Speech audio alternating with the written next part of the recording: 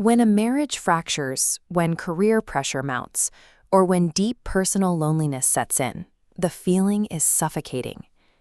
In those moments, we often find ourselves looking for a contract from the universe, a signed, notarized agreement that guarantees our safety and secures our future.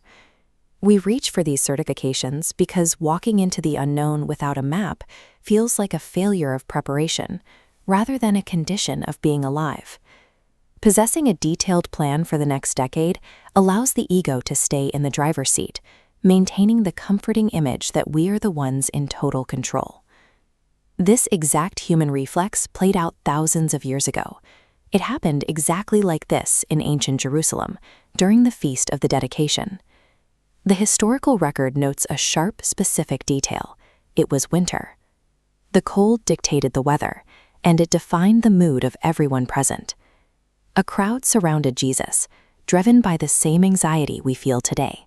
They wanted to end the ambiguity, cornering him with an ultimatum: "If you are the Messiah, tell us plainly."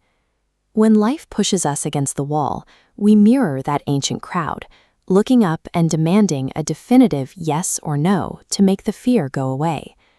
The crowd expected a specific kind of response: an airtight philosophical defense, a divine resume, or some tangible proof of his status. Jesus refused the premise entirely. He didn't pull out a scroll of credentials or engage with their rigid intellectual terms. Instead, he shifted the conversation toward intimacy, telling them, "My sheep hear my voice. I know them, and they follow me." This framework transforms faith into a relationship that pulses with life, rather than a mental riddle to be solved. A map gives you precise data about the terrain ahead, but it leaves you completely alone in the cold to navigate that terrain by yourself. A voice requires the vulnerability of stepping forward without ever seeing the final destination. You surrender the illusion of being in charge of the route. In exchange, you receive an unbreakable promise of belonging, the assurance that no one can snatch you out of his hand. The sheer terror of being exposed to the unpredictable elements of life dissolves when a greater love holds you. Tomorrow, you will still have to walk into that high-pressure office.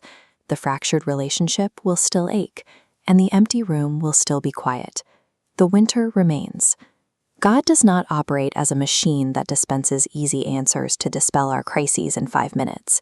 The real task is to stop shouting at the sky for a master plan. We have to dial down the deafening noise of our own demands.